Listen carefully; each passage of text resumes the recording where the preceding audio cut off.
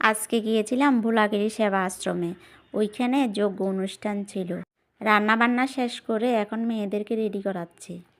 সব সময় তো ঘরে থাকা হয়, মাঝে মধ্যে কোথাও গেলে ভালো লাগে, মন মানসিকতা ভালো হয়। আমার ছোট মেয়েটা তো বাইরে যাওয়ার জন্য একদম পাগল। ওর জন্য দরজা খুলতে পারি না, দরজা খুললে বের হয়ে যেতে চায়। আর মন্দিরে গেলে তো মন পবিত্র হয়। আগে বিকেলবেলা ওই মন্দিরে গিয়ে বসে থাকতাম, এখন আর সময় হয়ে ওঠে না। এখন কিভাবে দিন চলে যায় বলতেও পারি না, তাই কোথাও বের হওয়া হয় না, সারাক্ষণ ঘরের মধ্যে থাকে। মন্দিরটা আমাদের বাসার পাশে, ওজন্য যাচ্ছি, না হলে তেমন কোথাও যাওয়া হয় না। কোথাও যাওয়ার আগে সব কিছু গুছিয়ে রেখে মেয়েদেরকে রেডি করাতে অনেক চাপের হয়ে যায়।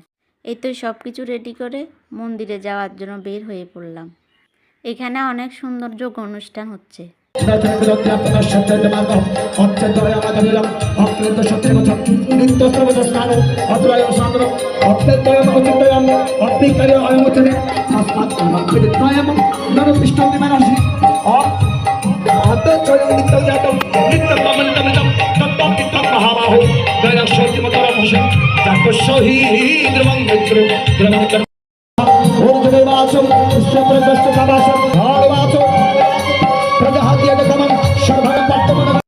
এই তো আপনাদেরকেও একটু শুনিয়ে দিলাম।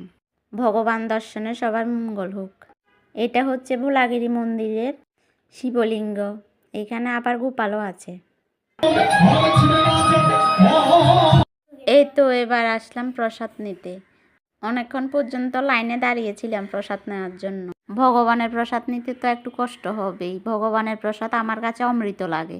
প্রসাদে ছিল সবজি, ডাল, ভাত আর পায়েস।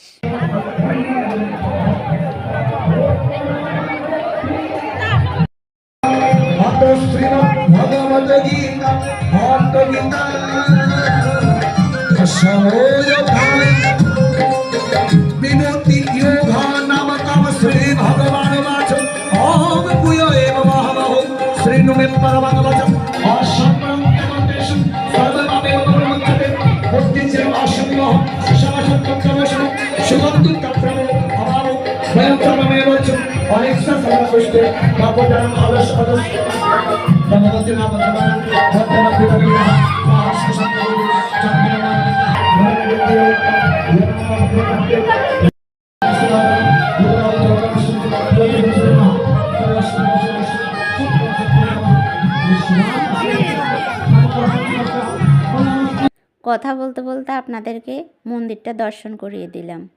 এবার আমরা বাসায় চলে যাচ্ছি। Thank you for watching.